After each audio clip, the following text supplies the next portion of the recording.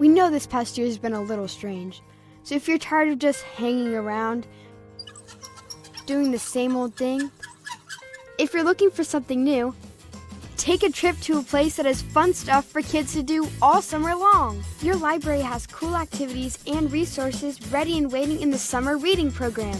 In fact, they have good stuff for the whole family. All your favorite books and a lot more. Visit your local library's website to get started. Don't worry, there are virtual options too, interactive games and crafts and activities. Plus, there's free movies, music, and TV shows available online and in person. Come on, take a trip. Whether you go with the group or log on from home, we've got a summer's worth of fun ready for you. So tell your friends and make plans to join us for the summer reading program. This summer we celebrate animal stories with the theme Tales and Tales. Check out your local library for more details. See you there!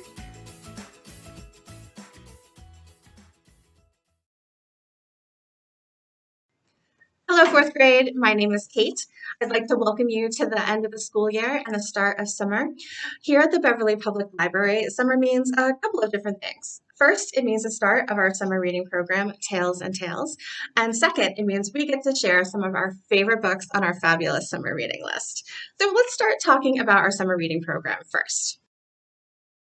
So this year, our summer reading program starts on June 21st and ends on August 14th. And in that time, we'd like you to read 12 hours or 720 minutes. You've got a couple of different ways that you can log your time. First, we have a paper reading log. Each circle is worth 20 minutes, and there are 50 circles. You only have to read 36 to get to the 12 hours. You also get some stickers to go with it so you can keep track. These can be picked up at the library. If you prefer, you can log your time on our Beanstalk app, and you'll get a badge for every 20 minutes you read. For those of you who complete the program, you will get a little dragon squirter, and you'll be entered into the raffle for a chance to win gift cards to either Copper Dog Books or the Bookshop of Beverly Farms, a t-shirt, or a Tales and Tales browsing bag. If you use the Beanstalk app, you'll automatically be entered into the raffle when you complete the 12 hours. If you prefer to use the paper, you just need to bring the login to show us here at the library, or you can take a picture and send it to Margie.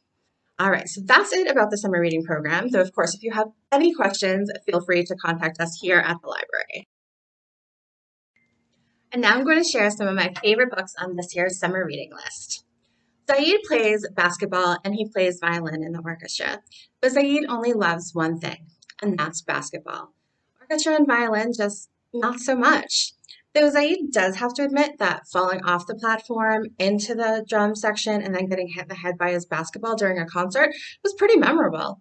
It even got 40,000 views in 6 hours. But still, Zaid knows that he needs to practice basketball as much as he can so that he can move up onto the gold team with his best friend Adam.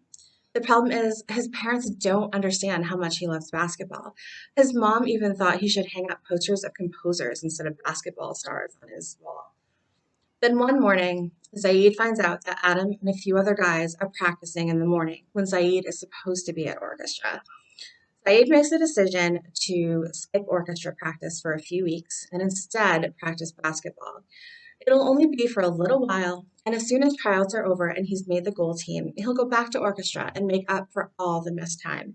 He just has to tell a couple little white lies for it to work. But when Zaid's parents find out, they are not happy. Will Zaid be able to make the goal team and keep playing basketball, or will his parents take it all away? This is Power Forward, Zaid Salim, Chasing the Dream by Hannah Khan. Next up is When You Trap a Tiger by Keller. Lily and her sister Sam are surprised and unhappy when their mother decides to move them from California to Washington State to live with Halmoni, or grandmother in Korean. On the way to Halmoni's, Lily sees a tiger in the road. It's the size of their car, and the rain falling down doesn't seem to touch it. Lily screams for her mother to stop the car, but neither her mother or Sam can see the tiger. Lily decides that she must talk to Halmoni as soon as she can. She will understand. But when Lily talks to Halmoni about the tiger, her grandmother is worried. She tells Lily that when she was little, she stole from the tigers, and the tigers want their possessions back. She also warns Lily that tigers cannot be trusted. They're tricky, and you should never make a deal with them. But then Lily finds out why they really moved. Halmoni is extremely ill. And when the tiger visits their house and offers Lily a deal to help heal Halmoni, Lily decides that she has no choice but to accept. But the thing is, Halmoni was right. Tiger deals are not always what they seem, and it's going to take everything in Lily to fulfill the deal and help save Halmoni. Again, this is When You Trap a Tiger by Keller. This is one of the books in the nonfiction section of our list. Eugenie Clark was born in 1922 to a Japanese American family. She spent Saturdays at the New York Aquarium looking at the colorful fish and the big shark in the tanks. She read as much as she could about them, and she even gave tours at the aquarium for homeless men. Eventually, her mom let her have an aquarium at home. Eugenie decided that she was going to turn her hobby into a career, and she became a scientist, studying fish and especially sharks. She was an amazing scientist, and she even rode on the back of a whale shark. This is Shark Lady, the true story of how Eugenie Clark became the ocean's most fearless scientist by Jess Keating and illustrated by Marta Alvarez Miguens. Eugenie Clark is an amazing person, and if you're really interested in her, we have a few other biographies about her as well. Beetle, a goblin witch who lives with her grandmother, doesn't like being homeschooled and learning spells. It's why she's having a lot of trouble learning how to drive a broom. Instead, Beetle would rather be at the mall with her friend Blob Ghost. Blob Ghost, who communicates through facial expressions, lives at the mall and is trapped there. No matter how many different ways Beetle tries to free them, nothing seems to work. Then, to complicate matters, Beetle's old friend Kat returns.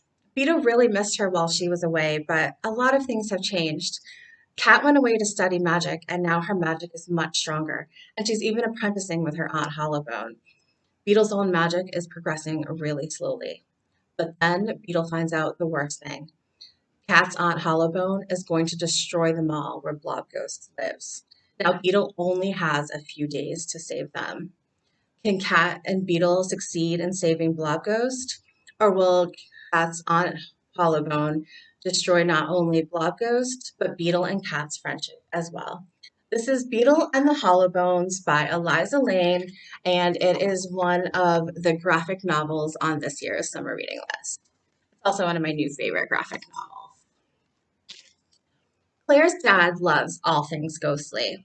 He writes books about the paranormal, and he even runs a ghost tour through Chicago. Claire is mortified by all of this. She got teased a lot at her middle school by the other students. Other things in Claire's life don't seem to be going well either. Her best friend is spending a lot of time with the new girl, and her brother is trying to be as obnoxious as possible. Claire doesn't think that things can get worse. That is, until the night when her parents tell her she has to work with her dad on his ghost tour. Claire is pretty sure the worst thing that could happen is that someone will recognize her, but she's wrong. During the bus tour, a boy appears in the back of the bus. He's wearing strange, old-fashioned clothes, water is dripping from his head, and he's mouthing words that Claire can't quite understand. And then he seems to disappear. At the end of the tour, Claire searches the bus, but she can't find the boy. All that she can find is a piece of paper with the number 396. Claire is so happy to finally go home and be away from the bus. But Claire's happiness doesn't last long because then when she goes to bed, she hears scratch, scratch, and then the window's curtains billow out even though the window is closed and the doorknob starts rattling. Claire is terrified because a ghost has followed her home. This is Scritch Scratch by Lindsay Curry. Max does not want to be a troubadour or traveling entertainer like Uncle Frederick. Instead, Max wants to be a knight. Max wants adventure, not traveling from village to village listening to bad singing. Max is sure that being a knight will be a better career, but isn't quite sure how to tell Uncle Budrick. While the two of them are traveling on to Bijovia, Uncle Budrick tells Max that it's a wonderful place ruled by King Conrad the Kind and everyone is helpful. But when they arrive, everything has changed. King Conrad is dead and is now being ruled by King Ghastly. To make things worse, Max intervenes when the king and his men are trying to arrest a couple of orphans, and Max ends up being arrested instead. Then, to make matters even worse, Uncle Budrick tries to save Max, and the king decides to take Uncle Budrick to be the court fool. The problem is Uncle Budrick is a horrible, horrible entertainer, and it's going to end really poorly.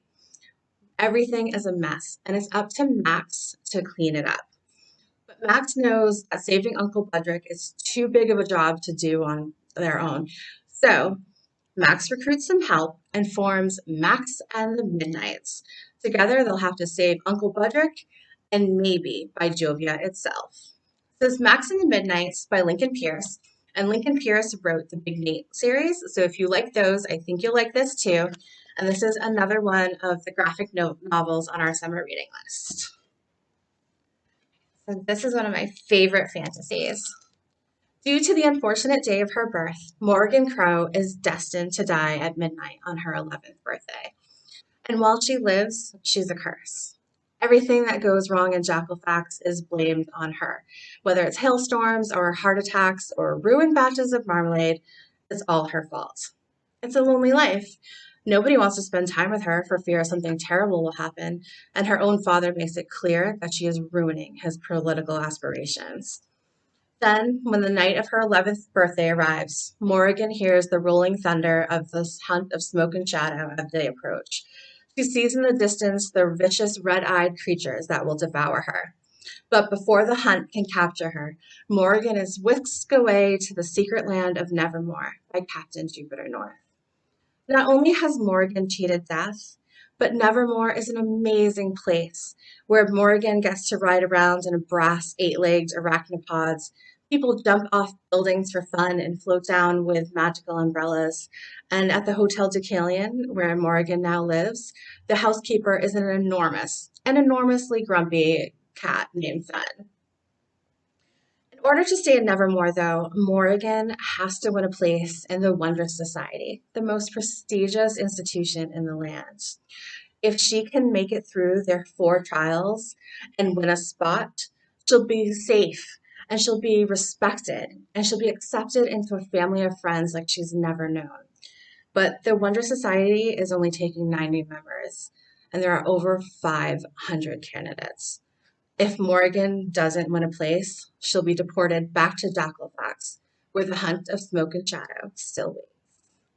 This is the first in the Nevermore series, The Trials of Morrigan Crow.